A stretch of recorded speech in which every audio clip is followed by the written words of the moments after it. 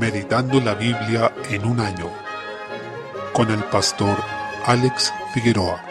Introducción al libro de Josué. Josué es el primero de los llamados libros históricos, sección que finaliza con Esther. En la Biblia hebrea, estos textos están separados en distintas categorías, distribuidos tanto en los profetas como en los libros sapienciales. Por tanto, debemos tener en cuenta que han sido dispuestos así en nuestra Biblia por tradición, y su propósito es revelar cómo se fue desarrollando en la historia la simiente de la mujer prometida en Génesis 3:15, encontrando su consumación en Cristo. También nos hablan de algo muy importante, y es que la fe cristiana descansa en un fundamento histórico, se basa en hechos, no en mitos. Así, la historia tiene también una naturaleza espiritual, siendo gobernada por Dios para desarrollar su plan perfecto. En consecuencia, no debemos entenderla desprovista del gobierno de Dios, ni como un devenir que se desarrolla por fuerzas propias, por azar o simplemente por los intereses del hombre, sino como algo que apunta necesariamente a un cumplimiento de los planes y propósitos de Dios. Por tanto, la historia es un testimonio de cómo Dios ha obrado y ha gobernado hasta ahora, y nos sigue llevando hacia la consumación de todas las cosas. En ese sentido, el relato bíblico es la única historia verdaderamente significativa e infalible que se ha escrito. La historia de la Biblia a veces contradice a registros de su tiempo, pero eso demuestra que dichos registros están equivocados, ya que eran hechos por hombres no inspirados por el Espíritu y además eran hechos la mayoría de las veces con propósitos políticos o militares, pero la historia escrita en la Biblia está inspirada por Dios y eso la hace única. En este sentido, el cumplimiento que vemos sobre la tierra prometida en el Antiguo Pacto que se relata en estos libros era una sombra del cumplimiento que esperamos del cielo nuevo y tierra nueva que heredaremos quienes creemos en Jesús. Específicamente en cuanto al libro de Josué, lleva ese nombre debido a su autor, que es también quien lideró a su pueblo en la entrada a la tierra prometida. Su nombre en hebreo es Yehoshua, que significa Jehová libertador o Jehová salva. Cabe recordar que el nombre original de Josué era Osea o Oshea en hebreo, que significa salvación, y que Moisés le cambió el nombre a Yehoshua o Josué, como se traduce, y que es el mismo nombre hebreo para Jesús. De ahí se establece un claro anticipo donde Josué apunta a Jesucristo, en su nombre y obra, quien nos lidera en la entrada hacia la gloria, tal como Josué lideró la entrada del pueblo de Israel a la tierra prometida. El mismo libro reconoce que su autor es Josué, en el capítulo 24, versículo 26, aunque el episodio de su muerte y entierro es un agregado póstumo por parte de un profeta inspirado por el Señor. La fecha en que se escribió este libro fue aproximadamente entre el 1406 y el 1386 a.C. y abarca cerca de 20 años. Moisés acababa de fallecer y Josué fue establecido como su sucesor. El pueblo estaba a punto de conquistar la tierra prometida, tarea que el Señor encargó a Josué liderar. Debía enfrentarse a una diversidad de pueblos y reinos que habitaban Canaán. La fama de Israel ya se había extendido y debía cruzar el río Jordán para tomar la tierra que el Señor les había prometido. El tema del libro es la fidelidad de Dios a sus promesas del pacto y la necesidad de vivir por fe, confiando en la realidad de esas promesas. En cuanto a su propósito, distinguimos uno teológico, que es revelar a un Dios que es fiel a sus promesas, uno histórico, que es ejecutar la conquista anunciada desde tiempos de Abraham y preparada en el desierto, y uno pactual, que es revelar el cumplimiento parcial del pacto abrahámico y mosaico, y confirmar las amenazas contra la impiedad. En los capítulos 1 al 12 encontramos el periodo de la conquista, que tomó 7 años, donde en los capítulos 1 al 5 se preparan para la guerra, en los capítulos 6 al 8 comienzan la conquista, y en los capítulos 9 al 12 la completan. Luego, desde el capítulo 13 al 24, tenemos la consolidación en la tierra prometida en un periodo de 18 años, donde la ocuparon pasando de ser jefes militares a terratenientes. En los capítulos 13 al 21 se asignan tierras para diversas tribus y ciudades para los levitas. Y desde el capítulo 22 al 24 encontramos la última exhortación y muerte de Josué. Destaca el estímulo del Señor a Josué para que fuera valiente y no desmayara, así como las exhortaciones a la obediencia y a la diligencia en tomar la tierra que el Señor les dio, respondiendo en fe a sus promesas. Resaltan las personas de Josué, Rahab, Acán y Eleazar, y el libro se desarrolla en toda la extensión de la tierra de Canaán, a ambos lados del río Jordán. En cuanto a su importancia doctrinal, encontramos que muestra cómo Dios cumple la promesa de dar la tierra de Canaán a Israel. Dice Josué 21:45, no faltó palabra de todas las buenas promesas que Jehová había hecho a la casa de Israel, todo se cumplió. Este es el veredicto que el Señor da sobre el cumplimiento de sus promesas, lo que contradice a quienes creen que que el Señor todavía debe entregar la tierra de Canaán a Israel. En el caso de Rahab, destaca la fe como condición para unirse al pueblo de Dios, anticipando así la entrada masiva de los gentiles a la salvación en el nuevo pacto. El llamado de Dios a no temer ni desmayar. La entrada a Canaán ilustra el proceso de santificación, porque el Señor había dado esta tierra a Israel, pero ellos debían a su vez luchar para conquistarla. Asimismo, el Señor nos da la salvación, pero nos llama a esforzarnos en la lucha contra nuestro pecado, contra los deseos que batallan en el alma, y nos llama a pelear activamente, mortificando el pecado. Otro aspecto es que el libro de la ley debía ser meditado y copiado. Resalta la importancia de conocer la palabra de Dios, creer en ella y andar en sus caminos, obedeciendo valientemente mientras nos encontramos en este mundo bajo el pecado. También encontramos memoriales que permitían instruir a los hijos e impedían su apostasía. Destacan lo esencial que resulta traspasar el testimonio de la fe a la siguiente generación. Por último, encontramos la aparición de un Cristo preencarnado a Josué en el capítulo 5, mostrándole que él lideraba al pueblo, y eso deja de manifiesto que sobre el gobierno de este Josué terrenal estaba el gobierno del verdadero Josué, es decir, Jesús, quien estaba guiando a su pueblo a entrar en la tierra prometida. Josué, a pesar de haber guiado de manera notable a su pueblo, no otorgó el reposo definitivo, como nos dice Hebreos capítulo 4. Con esto evidencia que se necesitaba un Salvador perfecto, y ese es Cristo, victorioso sobre el pecado y el sepulcro. Jesús es quien conquistó y expuso a los enemigos que impedían nuestro reposo, como dice Colosenses 2:15 y Hebreos 2:14 al 15. También es quien prepara el hogar definitivo de su pueblo, como encontramos en Juan 14:2. Es el sumo sacerdote que abre paso a la presencia de Dios, quien es el descanso de nuestras obras, como se explica en Hebreos capítulo 4, y Él es la fuente de descanso para nuestras almas, como nos explica Mateo 11:28 al 30. En consecuencia, Jesús es el Josué o libertador definitivo. Él venció donde no podíamos. Él expuso públicamente a nuestra carne, al mundo, al pecado y la muerte. Se sentó gloriosamente a la diestra de Dios y nos llama a confiar solamente en Él.